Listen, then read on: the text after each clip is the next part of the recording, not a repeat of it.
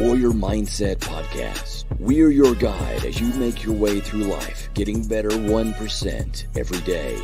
We believe that life is lived and true victory won through adversity. Nothing easy is ever worth it. We believe in the warrior ethos and support those that choose to walk that path.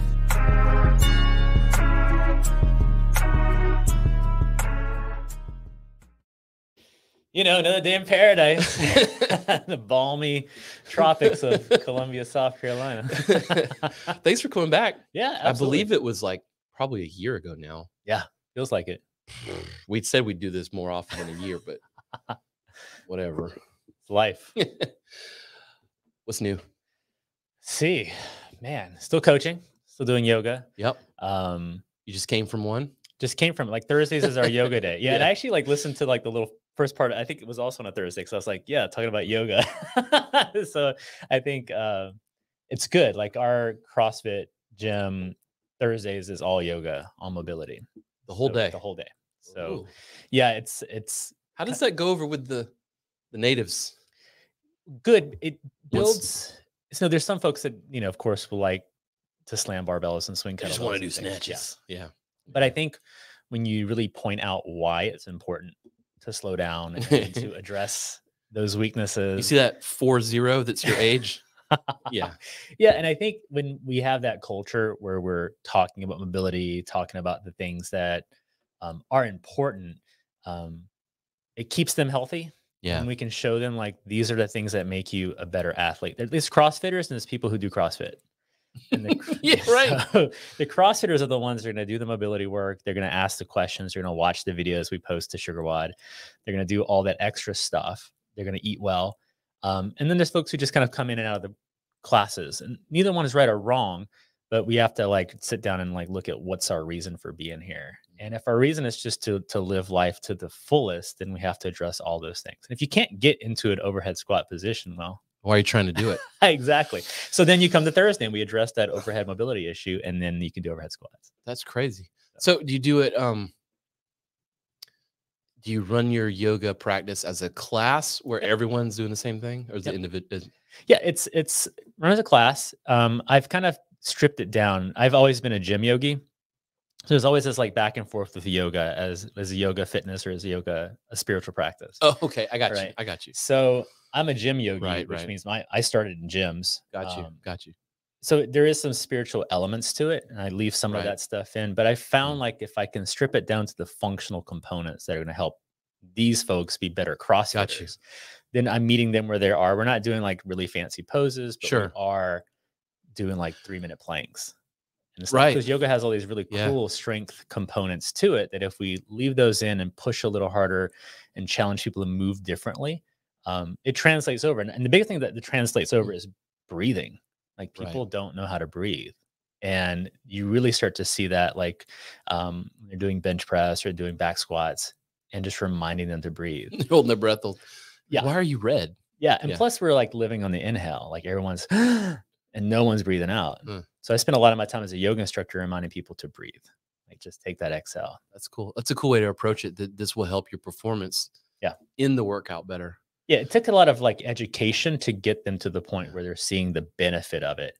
And every now and then we'll use Thursdays as like an extra day to work in some kettlebell training, but it is always a mobility component to it because we want to always emphasize taking care of ourselves first. If you can't move, then the only day you can come is Thursday.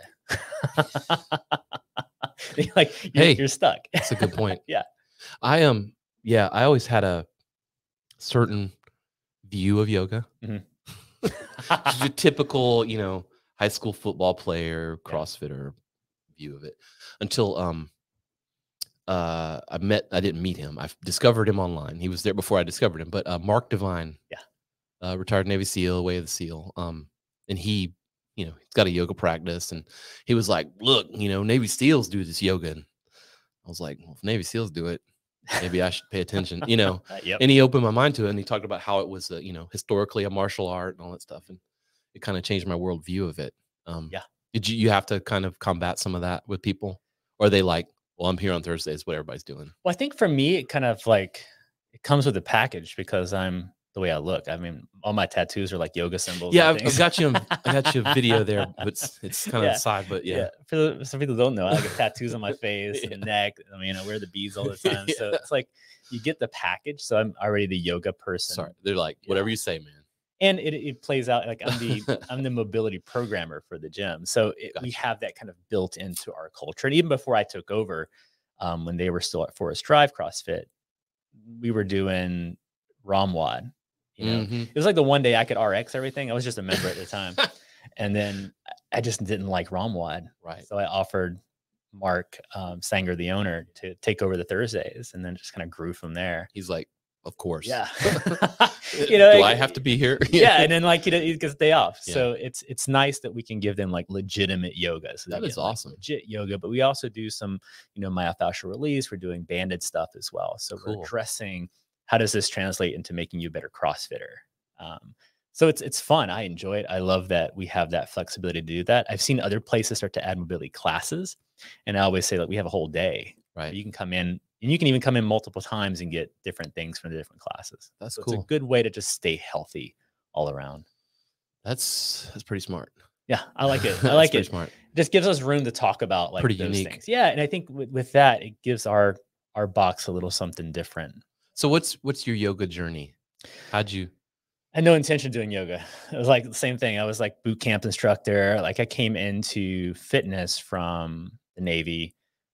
Towards the end of my Navy career, I was running for my A school. I was running the special warfare trainee program. So my job was to keep them out of trouble and keep them fit. So when they go to SEAL training or SWIC or any other special warfare programs, that they were at least in shape and able to maintain while they were there. That's got to be a huge issue for that whole community. Is like just being able to continue to beat the shit out of yourself. Yeah.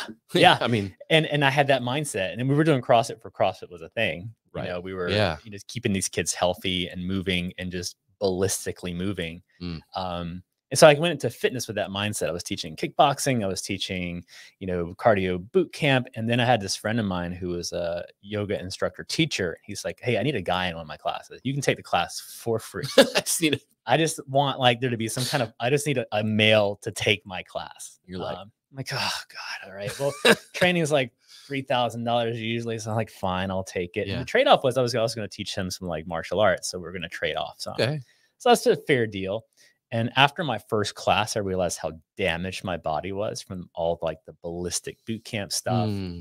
And it shifted like everything. And then I started getting to the spiritual components of yoga, like the meditation, mantra work. And it opened up this whole new pathway to connect into my body that I didn't have before that, aside from like the 3 minutes of stretching you may kind of do at the end of class. So it opened up this whole pathway. And then from that point, I started to make a slow transition away from fitness and into just yoga. And I taught just yoga for 14 years. Holy crap. Yeah. When I lived in DC, I ran one of the largest volunteer yoga programs for the Gay and Lesbian Center there. I opened studios. I co-ran some studios. Wow. It was like yoga was like the thing. And then like it transitioned back to fitness. So it's like this thing, and it's still yoga heavy. But yoga is kind of like my baseline that I come back to as my practice. It's fascinating. Yeah. I love it. You didn't want to do it.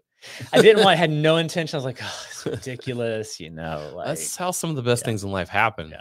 It's just kind of by accident. You're like, that's cool. Yeah. And I started taking the classes, and it was like, I was teaching hot yoga. I was teaching, so funny story. This is like kind of my initiation into yoga. So the guy I was taking the training from, he was running this class, and he asked if I could sub it. It's my first time actually teaching like legit yoga. I'm like, yeah, man, where is this? It's hot yoga studio. I'm like, I'm in. I have a CD with the music. We had CDs back then. I just dated myself completely. He's like, yeah, just show up at the studio and they'll give you the CD, you put it in. And I walk in, and like everybody's taking their clothes off. I'm like, what is happening here? It's like a gay men's nude yoga class. And so he was like, a little heads up, brother. I'm like, oh man, what's going on here? And he's like, yeah, this is your initiation in teaching yoga. But it was like, these guys were the coolest dudes ever. Sure. I had to teach the class, so I was there, but it was. So did you have to be Yeah. nude? Okay. Everybody had to All be right. nude. All right. All right. You know, nobody gets to get out of it. Nobody gets out alive. But I thought they were changing. I was like, oh, we're putting on yoga clothes. I didn't bring any yoga clothes. Like, we're taking off our yoga clothes. These are the yoga clothes. You know, but it showed me like It's epic. the diversity of community. And I actually ran that program after he moved out of the air. I ran that program for like 3 years. Okay. And it was like the most embracing community like I've ever been a part of. Well, it's naked yoga. Yeah. Totally. Like, definitely be embracing. I learned a lot about myself, but also like community from those guys. They were like amazing because like I was nervous to first just teach yoga, but now you're teaching yoga completely naked. Yeah. And there's something to just being fully present with people in that way. And it was like one of the few times I've been that connected to community. Right. So it shows you like this thing that you're moving your body, you're helping people breathe, and you can do it in any situation, any capacity. Yeah. So in like, you know, I'm doing a room full of CrossFitters. I'm like, yeah, I can handle this. I can handle you guys. Yeah. You have no idea. Yeah, you have no idea where I came from. It's funny, but that's got to do something. That's got to do something to your brain, though. Yeah, like that's got to really change your perspective on how you approach things.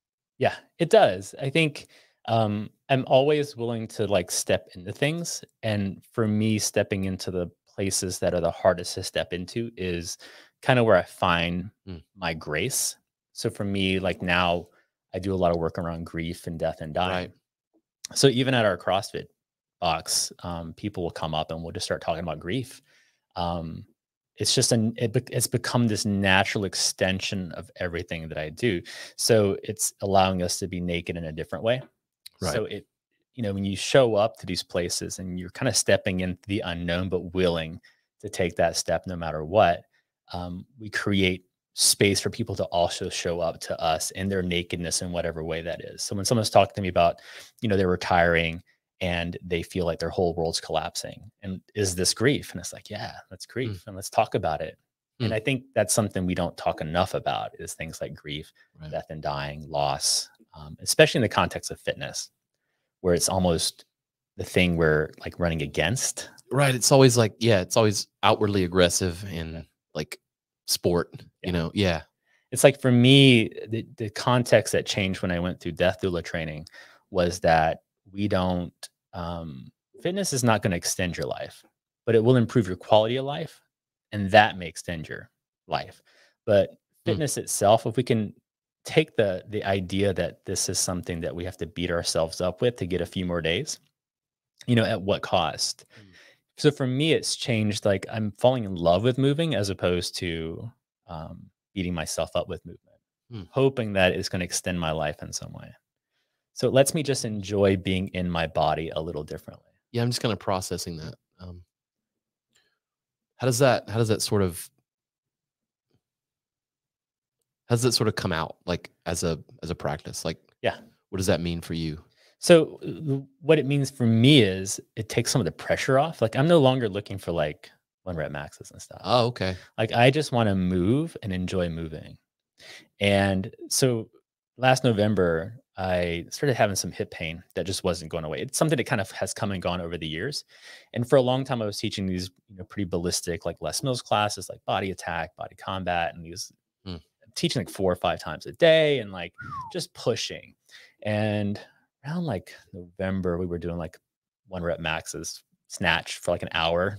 Oh shit. As you do as a coach, it takes a while, you know? if you do it properly. Well, you know, we were kind of like just getting into it and just having fun. But I think too, we can push a little hard. I think too, you know, as coaches, especially like we can have, you know, get into a groove with something. And it wasn't the snatch, but it was like this buildup of like, now my hip's like not getting better.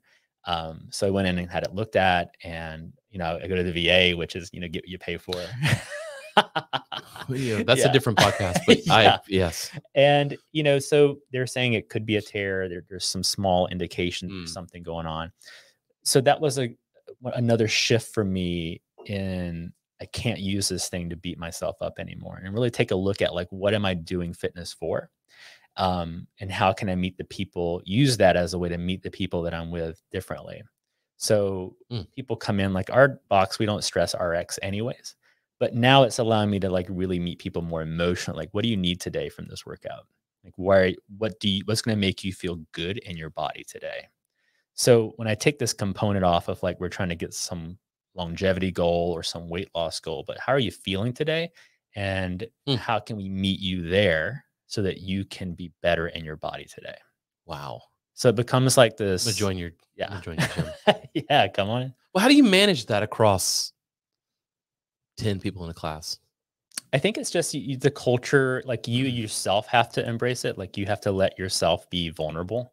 They just know you're the guy that does this for us. Yeah. Yeah. You know, you meet people where they are. We joke. We have, you know, some people need that. They need the RX and you give them exactly what they need. Yes. But some people come in and you can just like, if you're not emotionally reading the room and be willing to open to feedback. Like I had a student recently. She's like, you know, I wish you'd give us more positive feedback. I'm like, yeah, okay. Oh, wow. Yeah. So that's feedback. Like, but we have that kind of thing where if someone says that, it's not like an affront, like, ugh.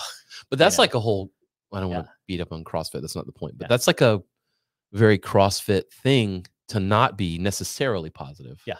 I mean, you're not negative, but you're more like, correct this, correct that. You're doing this not the right way. You know, move this way better, you know? Yeah. Not like, you're doing fucking great today. Yeah. You know? And I took that, like when she said that, I started looking like, where do I don't do it? And now I try to be more conscious of if that person's in the class or if I see that people need just some like high fives or like, hey, you're doing great today, to offer that. And I think, but you have that kind of openness and you have to have that willingness to like not be, feel attacked by criticism or critique. You know, I think it's important as coaches for us to take those moments where we're really reading the room, not just physically, but emotionally. Yeah. And then meeting them where they are emotionally that day, which can be tough, but it's if you don't, eventually people just burn out. Sure. Yeah. Yeah. Because there's always that one RXer that comes 5 days a week. Yeah. You're like, you can, and you're like, you can get by with 3. Yeah. They're like, no, like you look pretty tired, you know, like for a while, rest. For a while we had Thursdays, we were doing some kettlebell training or we'll have like some barbell work. Right. And then I'll take it away when I see people like they're not hitting the percentages. They're using it as another day to come in and work out as opposed to this is an active recovery day. So then like, you know, I'll take away their kettlebell day and put yoga back on the schedule completely. But we also have that space for like, you know, that's cool. And I explain it to them. Like, I'm just meeting you where I feel your needs are as opposed to, you know, this is not done maliciously, like I'm taking kettlebell training away, but I'm meeting you where I know you need this more than you need to swing a kettlebell. And we have that kind of openness with our members. And I think because we have such a small staff and we purposely kind of cultivated this family type community there, we have that kind of openness with each other. That's cool. How do you personally balance the being coach and being right? Like I'm doing this. I know what you need. I'm the coach. This is from 30 years of experience or I don't know how long, versus letting go of some of that ego to like actually like, well, maybe I'm not right. You know, like how do you balance that? Yeah. Well, I just always assume that I'm not right because they know their bodies better than I ever will. Sure. I know the mechanics and I know what I'm seeing as a big picture, but I think you also have to be willing to explain it. Like when I take kettlebell training away, I'm like, this is what I'm seeing across the board, people. And I'm just really upfront. Like, this is what I'm noticing in my classes. This is what I'm noticing as far as feedback. So this is the change that we're making so that we can meet you in the best way to keep you healthy. But also for myself, like, I have to have fun doing what I'm doing. Okay. So like, if I feel like, you know, they're showing up to like a kettlebell training day on a Thursday and they're not enjoying it, and then I'm not enjoying it, then we're going to change Something's wrong here. Yeah. And then we're going to make it something where we can have a little bit more fun, or do a reset. So that we can all like shake it off a little bit, because if we're doing some fairly intense, like CrossFit, it's intense. We're doing that 5 days a week. We need a day where we're not doing that type of intensity. Yeah. So we kind of use Thursdays as our day to kind of reassess, readjust, fill the gap. I've had like meditation classes on that day. Like I've done like a variety of things. And I try to change it every quarter. So like, you know, the next quarter, it won't be just yoga. We'll maybe throw in some like kettlebells and yoga. Right. Sure. Something. just to keep them growing as athletes and give them something a little extra to look forward to. That's cool. So you mentioned meditation. How do you personally use meditation? Man, it's so like embedded in everything that I do. Like, I watch the sunrise. I like to watch the sky like all the time. Yeah. So I teach all the super early morning classes. So I am very cognizant of the colors changing outside. And I'll post to Facebook every so often if I take a picture of the sunrise and sunset, but like I'm very conscious of the color changes, and I'll tell everyone to look outside. And now people are like coming to the morning showing class. you. Yeah, they're showing me. Like I had left early to go to an appointment, and one of the members left. Oh, you missed all the geese flying over. I'm like, oh, that's so they're looking up. That's you cool. know? Yeah. So I think it's those little subtle things where like I had another member come in. He came in to take the 6 a.m. class because he saw the sunrise picture I posted. Well, that's cool. He wanted to come check out the sunrise. He wants that. So it was like he wasn't there because, you know, the class was going to be any better or worse at 6 a.m. Right. But he's like, well, let me check out the sunrise. So that's like a cool, like someone's meeting me in the place where I'm like, yeah, that's cool. Finding some kind of meditative moment in all this stuff. But, you know, for me, I don't have like a strict sitting practice. It's just finding moments in my day to just be fully present. That's cool. To watch a sunrise, to like do some breath work around yoga, or to do some really conscious squatting, you know, like I dig it. No, I dig it, man. It's something that, you know, so I do a lot of the coaching in the gym, the fitness classes, and, but I teach like I'm the only teacher that teaches martial arts. I'm doing all those classes, and I've been very conscientious to make sure that, and this is not good for business, but that portion of that business is sort of like business free. Like and it sounds selfish, but I want to make sure that I'm teaching when I want to teach, the way I want to teach, and I want them to receive it the way I want them to receive it. And that's when I'm happy. Yeah. It's when it becomes like, we're both just going through the motions here. Yeah. Like, why are we doing this? Yeah. You know, that's my Thursdays. Yeah. That's beautiful. Yeah. You have to have that as a coach, the time where you can just let go and just have some fun with it. And Thursdays, even when I was doing the kettlebell training, if I walked in and like, I don't feel this workout, we're just going to change the whole thing. There was an openness to that. Like, we're just going to like throw this out the window, and we're just going to like take a kettlebell for a mile walk around the block. That's cool. You know, so we had that space. You're right though. You've got to build that culture. You can't just do that tomorrow. No, because you just walk in there tomorrow and everybody's like, but I checked the app and it said this. What are you doing to me? Yeah. You've got to build that culture. That's trust. Yeah.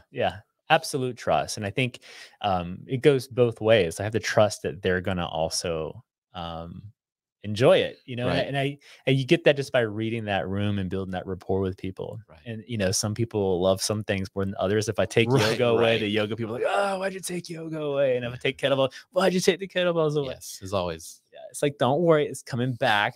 We didn't get rid of the kettlebells. We didn't get rid of the yoga mats, but we have to like, because CrossFit is so consistent with what we do there, this is a day where we can hit you with some inconsistent stuff. Yeah. Luckily, it's kind of built into the CrossFit culture too. Yeah. Unknown and unknowable, bro. They forget that little piece of it. And it's like, So now we're going to like do some agility training. Yeah. Oh, yeah. They'll come in for yoga, and we're doing like, grab a kettlebell, and we're going to throw the kettlebells in with the yoga. So it's like we have this space to play. And I think that's another thing we forget. It's just to be fun. I dig that. We're not playing a little bit. Like it's, I've noticed a lot of like fitness modalities switching from the word workout to practice or play. Practice is very, very good way to put it. Yeah. We're practicing. GMB is a group that does like this primal type movement and stuff. And I like their stuff. And the thing that I love about it is they always call what they do play. We're playing, like we're like moving like we would as kids, but we're playing and we're having fun. Right. When they send you like the little workout email for the day, like this is your workout for the day, this is your playtime for the day. Playtime. Yeah. It's like, this is like fun stuff. And I'm trying to like see if we can weave in some of that language around what we do. That's awesome. Because the yoga is a practice, right? But it can also, that's what I was going to say. Yeah, it can also be weighty though, you know? Well, maybe if you throw it in with the yoga practice, it's like, wait, I'm not a yoga practitioner. Yeah. Yeah. I'm just in the class, bro. Yeah. Yeah. It's, I love, one of my favorite things to do is to throw in some kind of new movement that they've never done before and just watch them like figure it out. Yeah. And like, Well, that also kind of pushes you as a coach because you got to teach that. You're like, ooh, I got to practice that before I just drop that in there. And with yoga, the way I teach, I'm usually doing the class with them. Cool. So like sometimes I'll just on the fly, I'm like today we were doing like 3-legged planks and 3-legged push-ups and then like pushing. So it's like a really hard class, but I'm in there like grunting and groaning with them. I'm here with you. So I think for me, Thursday has always been a day too where I get in there with them. Like even when it's kettlebell or barbell, like the 5 a.m. class, I'd work out with the class, which is always just like, you don't do that, but I find what is that? It's weird. I think, well, one, we want to coach them. Well, yeah. But I think if you set it up like you're coming in, this is a semi-coach. I'm still watching you, but we're going to sweat together. Yeah. When I first took over Thursdays, people were kind of unsure because I really hadn't met anyone. So our 5 a.m. class was like a supplemental barbell day. Got you. So I worked out with them. Like, this was my workout. I'm inviting you to come in and work out with me. Right. And it helped me build trust because I think, especially with fitness, if you sweat with your coach, oh, absolutely, like, you get to see them like miss a rep. Yep. You get to see them like not do a pull-up correctly. Yep. It allowed me to build that kind of kinesthetic trust with them. I agree. I think, again, I'm not pooping on it, but I think the CrossFit coaching community is just scared of being on the same level as their athletes because they want to be perceived as the knowledgeable professional. Yeah. And I agree. I think you can take that too far. Yeah. I mean, yeah. I think especially because we don't get to really take classes as much. Yeah. I mean, most of your CrossFit instructors or whatever you call them are like level 1. Yeah. Like, it's like, you did this for like 3 days, 2 days in a test. Yeah. Not exactly a professional. You know what I mean? Like someone, like if you've been doing this for like 10 years, I'm going to listen to that person, even if they don't have that cert versus that person that just has been doing it for the summer and they got that cert. But I'm also, I think I'm also going to listen to the person who gets in the class and sweats with that too. I'm like, they can do it. Like there's some noon classes where Mark and Aaron, our other owner and coach, will come in and they'll work out with the class and like they're sweating and like missing reps and like on the ground laying there sweating with everybody else. And I think it's important for our members to see us, I think it is too. struggle a little bit. If you really want that community, if you want that family community, you've got to be part of the family. You can't just be the boss of the family. Yeah. I think. Oh yeah, absolutely. It just builds a deeper level of rapport you're not going to get with like social media or, some fancy post that's going to like let people say, yeah, let's struggle and let's get on the struggle bus. Well, I've never seen you on the bus. You never actually struggle. You do this shit. I saw you driving behind the bus. I never see you on the bus. Did you do any of these workouts ever? That's right. Yeah. Yeah. And to do that beyond like the monthly hero WOD, I think it's important too. I like that. Yeah. It's very cool. So I use back to the meditation thing. So in the martial arts classes I teach, I don't do it every day, but maybe once a week we'll like end early, have like 15 minutes. We just have everyone sit there and breathe. Whatever Mark Divine taught me, mostly box breathing, but and I will just say like, just the thing we were just learning. I just want you to sit there and try to visualize it while you breathe for 10 minutes. And it's so hard for like, people have a hard time doing that. They have a hard time slowing down. It's amazing when I watch them and they're just like, I know they're just listening to music or whatever. It's terrifying for some people to slow down. Yeah. Which is, for me, I do really long shavasanas or meditations at the end of our yoga classes. It's kind of the reason you come to yoga. You want that last 10 minutes. So is that long? Is that considered long? Yeah. For people who aren't used to it. Okay. And there's people who will joke and say, man, if this was just the whole class was this, I'm like, that's a really hard class. That's a long time to sit there. An hour to lay there. Your legs are going to go to sleep. Yeah. But it's amazing when you can see people who've never like had that experience kind of drop into it. And if you hold the space the right way, and I found, because I've done breath work with folks and stuff, if I just allow them the space to like, and I just remind them to just come back to their breath, just don't even try to change the breathing. Interesting. I allow them to focus on letting the exhale be longer. So when I do breath work with people, I intentionally make them breathe out, because there's always this thought, like if I breathe in, I'm filling my body, but it's actually you breathe out to fill your body because you're creating space. If you're shallow breathing, there's no space for new air to come into the body. So we're like always kind of on this shallow breath.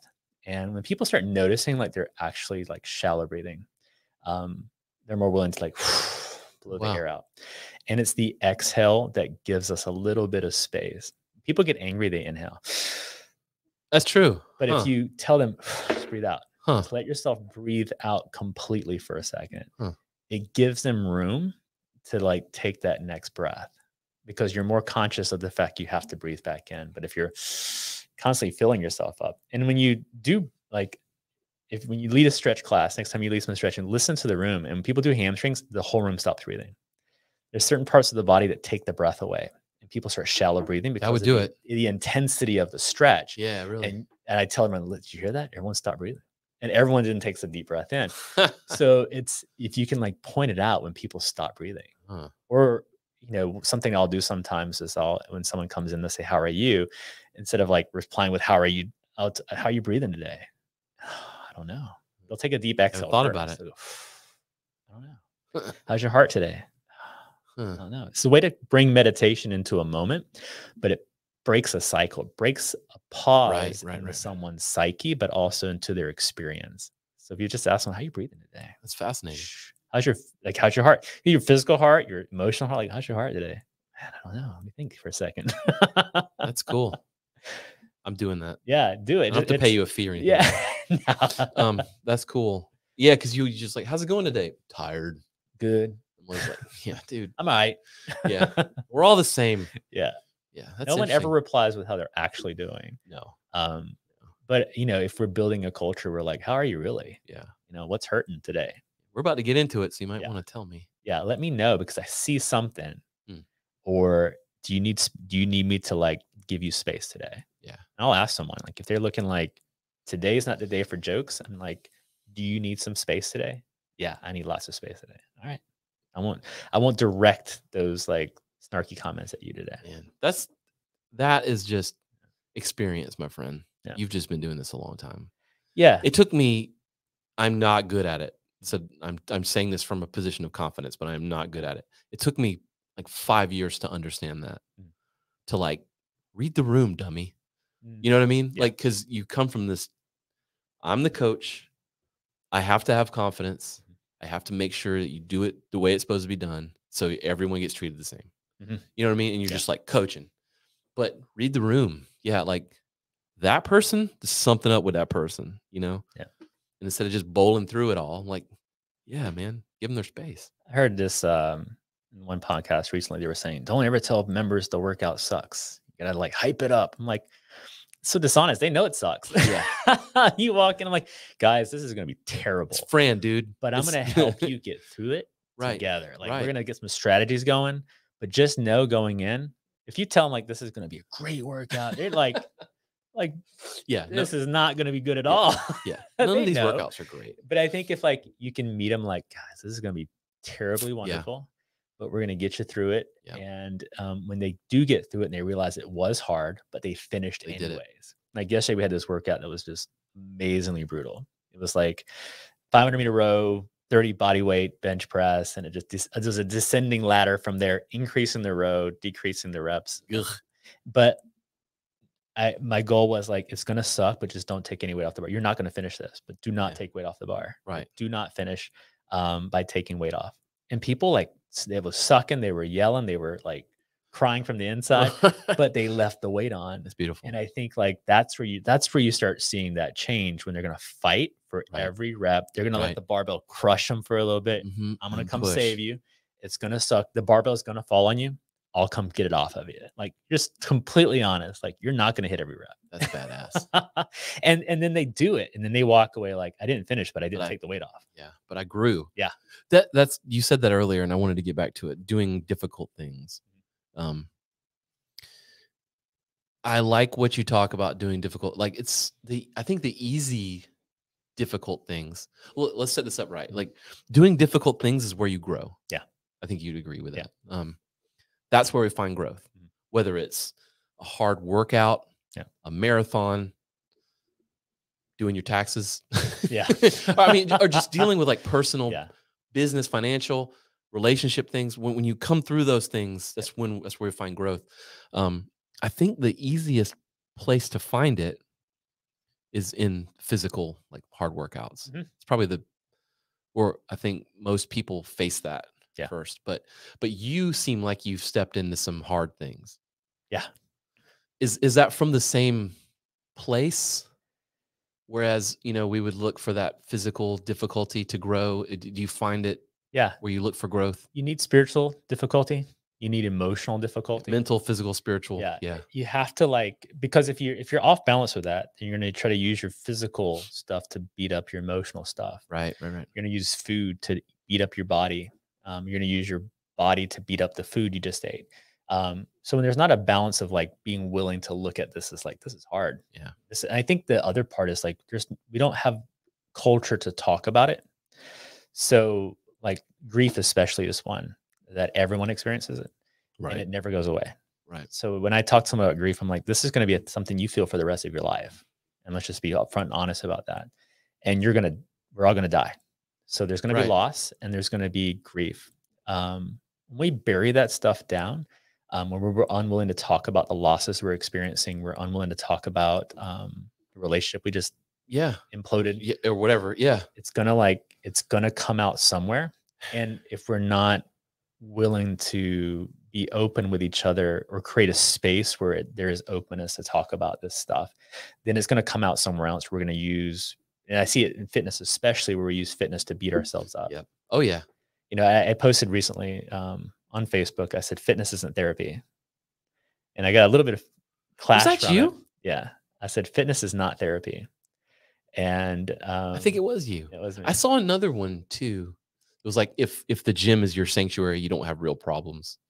That was a little more harsh, but the way that was you. There was a few that I kept seeing people like, iron sharpens steel, and you got to do that. I'm like, yes, but I was like, but therapy's therapy. Yeah, this is a place where we fall in love with our bodies and fall in love with and as a coach, that's my ultimate goal, is to get people to fall in love with the process. Right.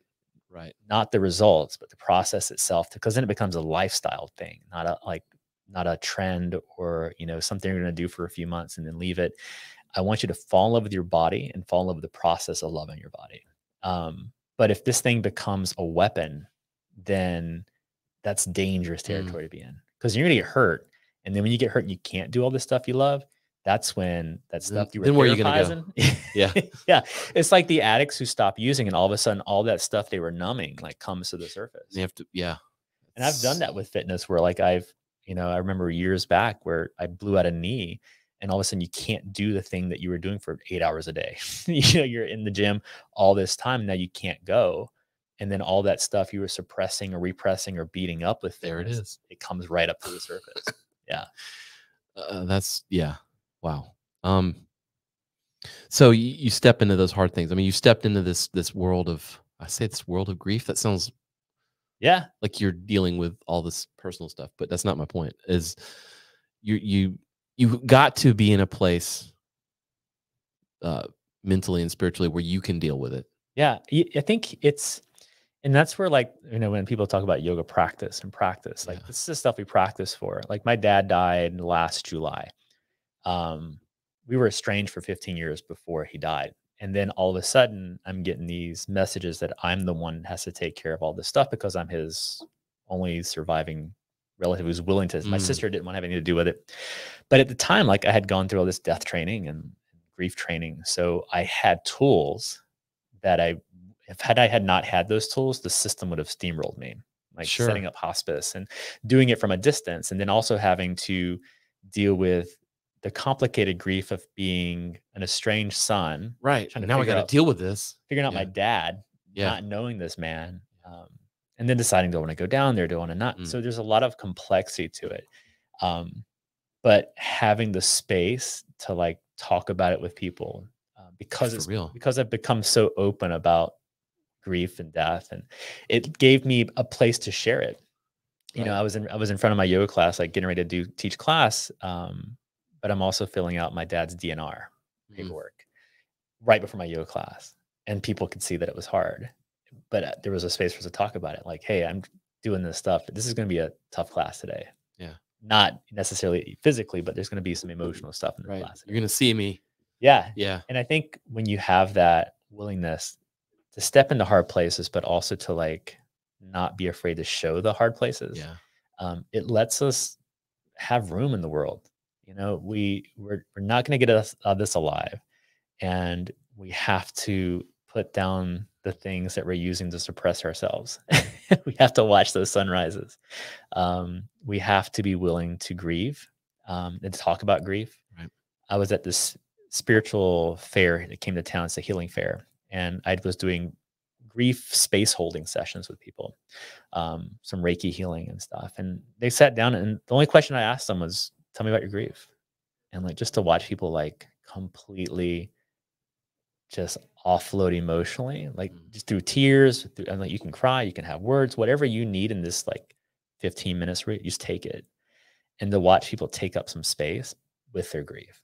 That's why I love this podcast so much. I don't really give a shit who listens to it. It's for me at the end of the day, because there's something about this. You and I, we could go get coffee. We would not talk the same way. Yeah. Yeah. I think it's probably the same thing. Yeah. Sort of the same thing. We do in our martial arts practice, our karate practice, we have it's for the higher belts, brown belt, black belt. We're doing the test or whatever official function where we're testing each other, whatever. We do this thing. I don't know where it came from. Came from an older guy that brought it to my teacher that we do it. It's a walking or talking stick ceremony where we'll just sit in our group and when you have the stick, you have whatever predetermined amount of time, 5 minutes, whatever. We'll literally set a timer.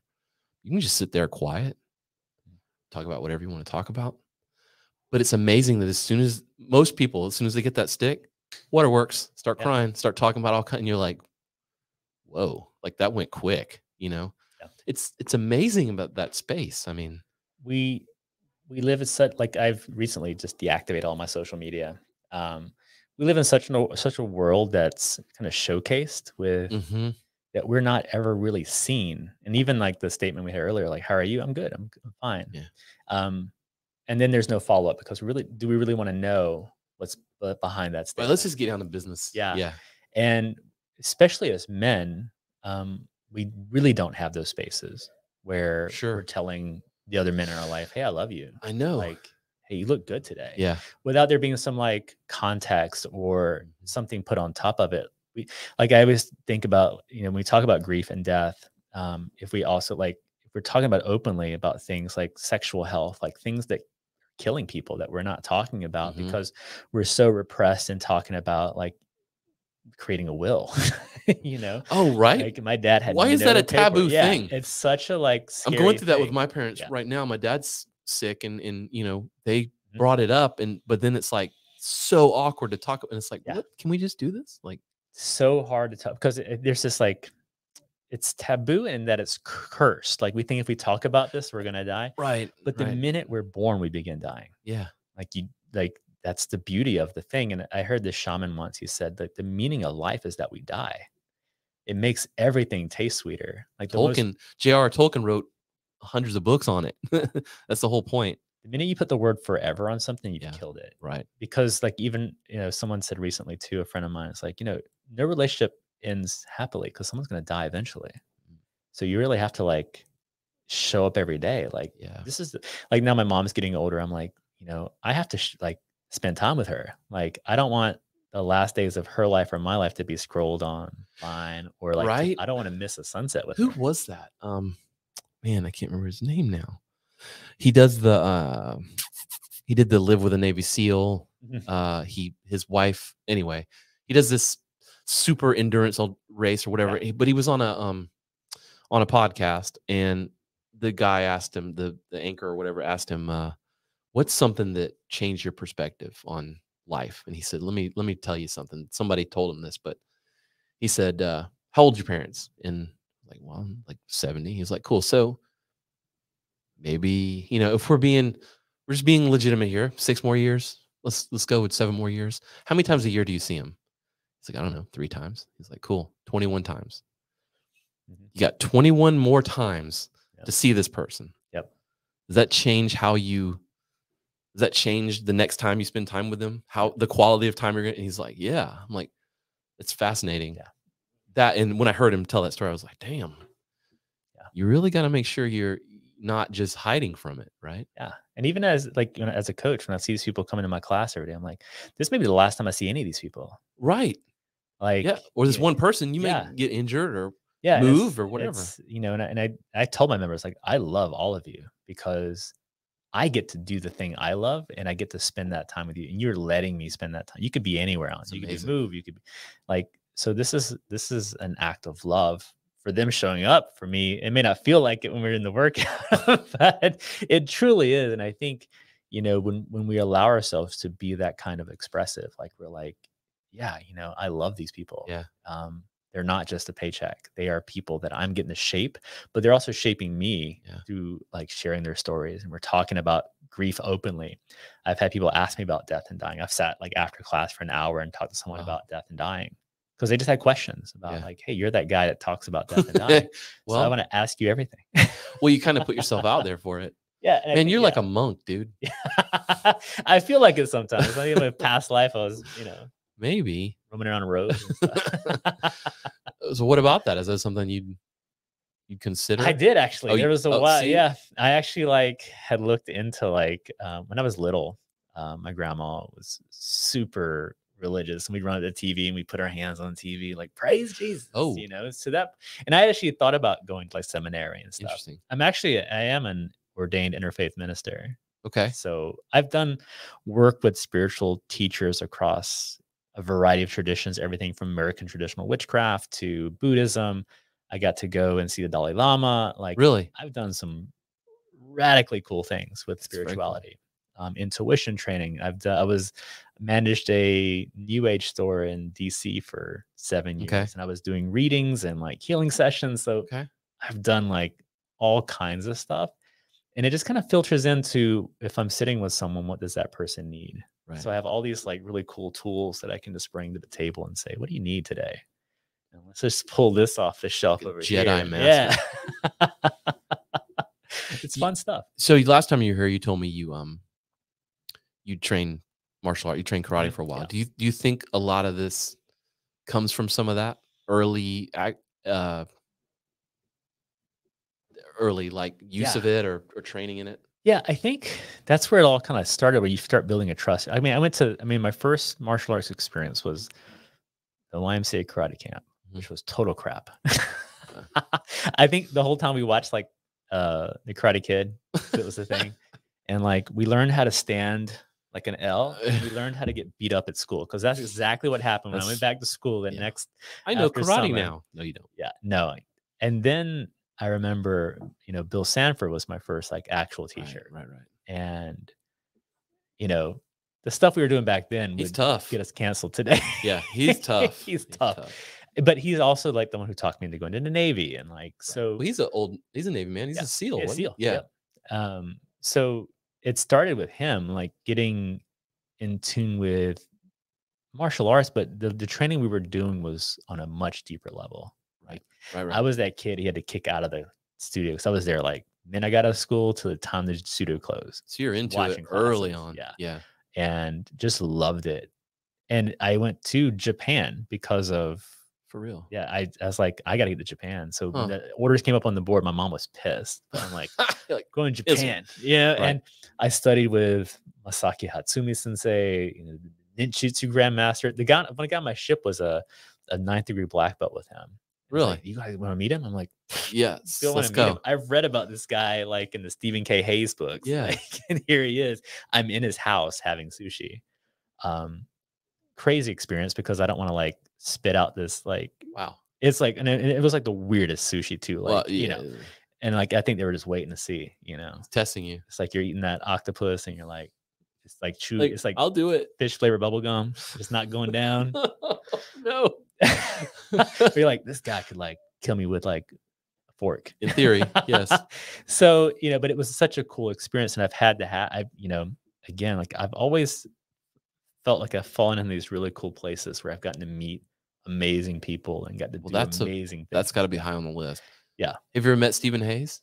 No. I tried. Like I joined his like Shadows of the Ego. Yeah. I did too. Surprised I didn't see you in the Facebook group. Well, it was like I think before Facebook even existed. Oh boy. I had to mail it in. Mine was like 2 years ago. Yeah, I'm like in the back of like his ninjutsu book. Yeah, I got it from like Walden Books. And I still have that one, yeah, the real famous book. Yeah, I forget what it's like ninjutsu in America or something. But yeah, and here I was in Japan, like doing it, and with the guy who taught him. Yeah, and like he doesn't teach in English, so his philosophy is you pick it up. And what I loved about it was though either you pick it up or you don't, but what you will do is create your variation of it. He's like that's how you own it. So he shows it once and then like you either got it or you don't, or you get a variation of it that's your variation, and he tweaks it based on that. So that way you're learning your way of doing the thing rather than like doing it strictly as he's teaching you. So it's kind of this weird way of like that's really weird synthetically learning something, but like well, if you don't do it right, you're gonna get punched in the face. Well, yeah. So it requires you to like really pay attention because you're like, I have no idea what he's saying. Wow. But just seeing him do like weird, like they do a belt at someone and like just flicked it, and the guy's like hands are all tied up. You're like, this dude is like legit. Yeah. Yeah. I there's this older gentleman who's he's one of the 5 originators of bringing karate to America. One of those level guys, and I got to spend some time with him, and I was like, "Do you know Stephen Hayes?" Because like when I was a little kid, Stephen Hayes was my first introduction to any kind of anything in this world. I was a freak. Like I built a dojo in my attic. Nice. Like a little, not a. It was more like I tried to incense and shit hanging from the ceiling, and this is where ninjas go, and Stephen Hayes, and in the 80s, that was the dude. And I asked him because I saw on Facebook that they knew each other, they'd interacted, and I was like, "Do you know Stephen Hayes?" And he's like, "Yeah." I was like, "Is that stuff real?" And he looked me dead in the eyes. He's like, "Any exercise is real." I was like, "Oh shit!" That just blew my mind. But it's fascinating. That world is fascinating. It is.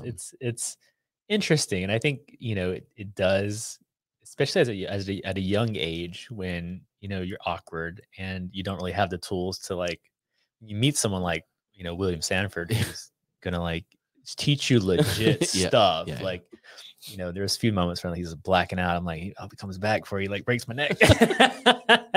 Telling war stories while he's like in class, but you're learning and like And I remember like when I was in Japan as a young sailor doing things I shouldn't do in places I shouldn't be and getting jumped. And then like the stuff all comes back. Like it's all like this stuff actually works. So everything, like I remember that stuff will. We were in this bar once and we were getting jumped by like 15, 16 guys. And one of them ran across the stage and kicked my friend in the head. And like, I don't know what was going on. Like, I guess one of us was talking to the girl who was with the guys. And all of a sudden they swarmed the stage like we were at, and they knocked me into, I could just hear like everything that I was doing. I could hear like Sensei Bill's voice in my head. Put your back against the wall, put your hands up, put them in between you. And like everything, like it was like he was like in my head. There.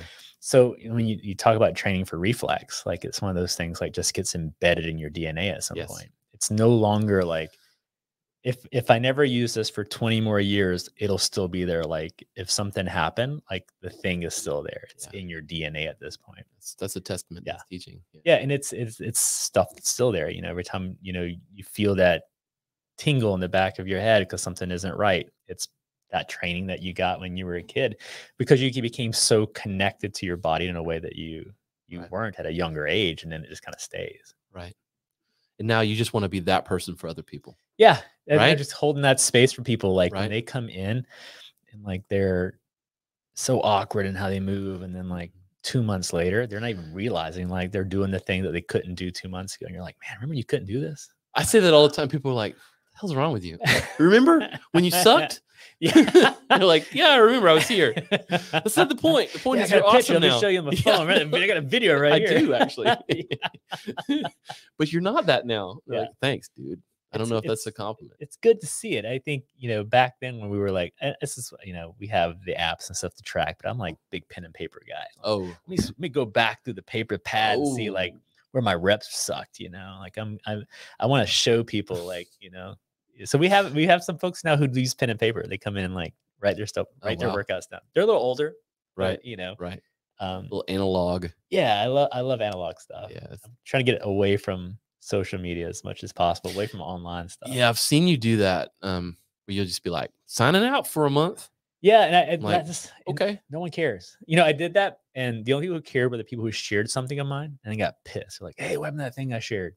I turned it off. Yeah, it's like I'm not on social media. My goal is to eventually just completely be off of it. It's hard to do if you are a professional coach or a professional. You would think, like, because like this is a discussion I had with Mark one day. I was like, and he I talked about it. Like, there's a few boxes who don't have like social media. There's like this thing that came out, and Morning Chalk Up. But what I have found is, even when I do some stuff in our Facebook group, like 1 or 2 people engage with it. But I'm finding is if I had that same conversation in my class, I get more people engaged. Absolutely. So I'm finding like it's this like false filter that makes you think you're doing something, but you're not really doing as much as you think. Right. And especially because I was going through so much grief, it became a numbing tool. So for me, like my relationship to it just wasn't good. And I'm finding that I'm just not getting anything from it. And even as a coach, I've tried to like put stuff on there or try to start some programs that go nowhere. Right. And when you're watching the insights, you're like, is it really, can I do the same thing over here, like in the world? Yes. In a way that is more organic and sustainable. Can I talk to my barista about yoga? And I'm not going to reach them on my Facebook page. That's true. And I'm finding like I'll test it every now and then. I'll post like I'm doing healing sessions for free. Nothing. When at some point, like in the past, like that same kind of thing would get me 10 or 15 responses, but now it gets me almost no response whatsoever. Interesting. So I'm finding like, I believe that. Yeah, it's and I've been reading so much. I was listening to a podcast as I was coming in. Rich Roll had this guy who just wrote this book about social media, Facebook in particular, and how it kind of drives chaos as opposed to like, how can it not doing, the algorithms really kind of promote the worst parts of the story as opposed to the good parts. Result. That's the result. And it was not. I don't think it was the design, but it's the result. And that's what he said in the book. He's like, it's like it picks up on what's going to generate the most attention time. Yeah, and it's the controversial stuff. Because we're people and we like to watch a crash on the side of the road. That's why traffic slows down. And I'm finding like for myself, like this like whirlwind of getting sucked into the, and I've even like, this is where kind of meditation comes in. Notice myself getting angry at a post. Like I posted something recently about, the new Little Mermaid. Oh boy. How, oh boy.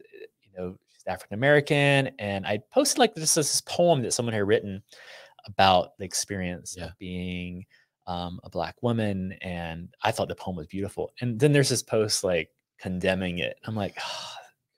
And it was like, I didn't need to see that opinion. Yeah, and it's like it had no bearing on the weight of what was being shared. Right. And then I could feel myself like getting pulled it because I could feel myself wanting to respond. I'm like, that's how. What am I doing? That's how it works. I'm like, is that person even going to know or even care if I respond? Yeah. Or if they do, it's going to end up turning into this like thing that's going to go absolutely nowhere. Yeah. So it kind of solidified my decision to like shut it down. And my goal is to do 90 days where I'm just completely off of it. And then I may or may not come back to it. I'll probably come on to share this show. I'll go on to like post a few things here and there, but then I immediately go right back off of it. So I'm finding I just want to be in the world. Yeah.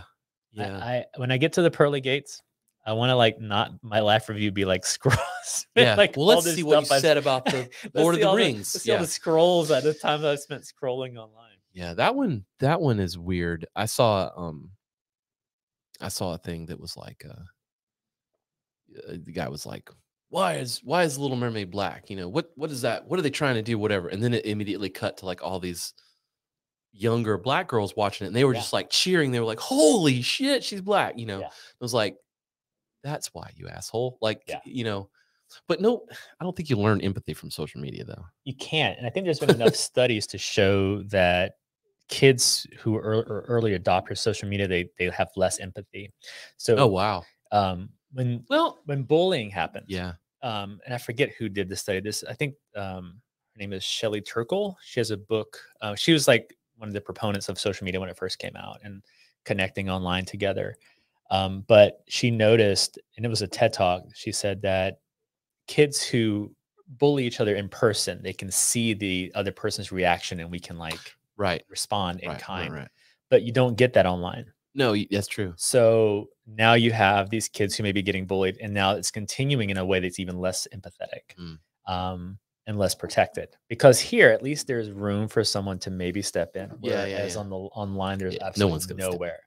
Even if they do, no one gets it. It's like whatever. Yeah, it's a comment. And that was something that this guy in his book was talking about. That if you do something socially, unacceptable in a room full of people, there's going to be some empathy in play, where there's some corrective action that can be taken within your social group. Right. Someone's going to say something. Did the same thing online, like you're going to have like 2,000 people that are going to try to cancel you. It becomes this thing where we socially will kind of pile on someone. Oh, yeah. Where there isn't a lot of empathy or looking at the person in context.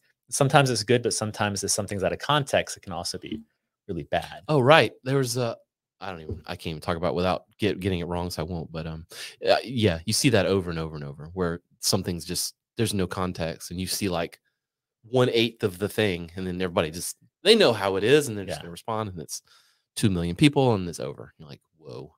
Yeah. I think you're a good man for.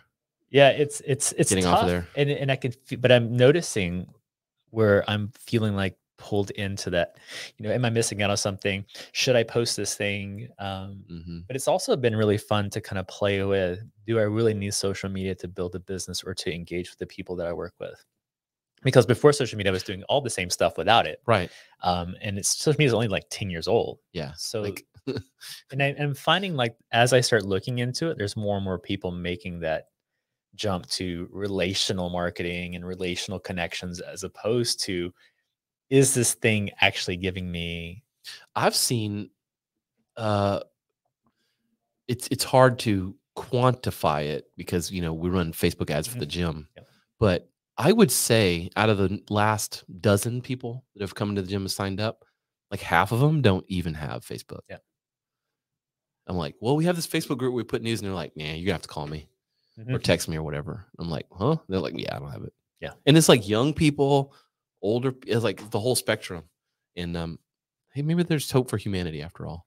Yeah, I think there is. I think, when we start like getting in tune with each other again, and I think a lot of people we have come into our gym, they just find us because they just drive by or because it's a referral from somebody. We rarely get, like, we don't really have a big social media presence. Like we've kind of like let that go a bit. Like we'll post a video every so often, but it's, I'm finding like for us, the people that I've seen come in are just coming because they've heard good things about us, or they just want to. That's the best. Yeah, dude, that's the best.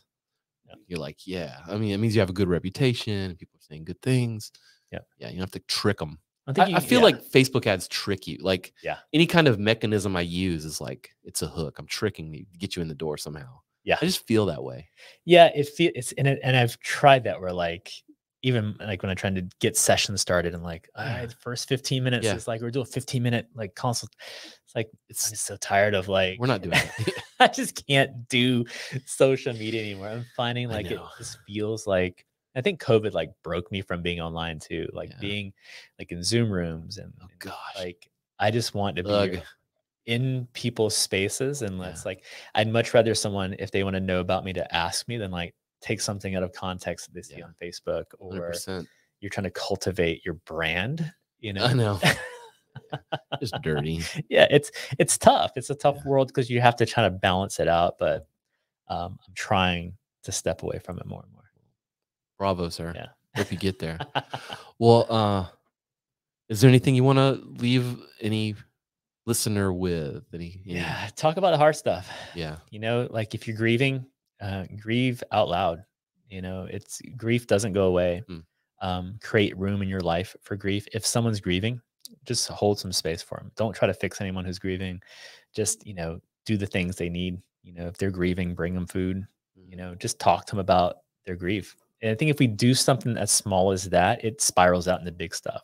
I've noticed, like, when I create room for it, it'll help me have deeper conversations about everything. But if we just talk about something hard with the people we love, it lets us show up and not miss an opportunity to, like, just be present with the people we love.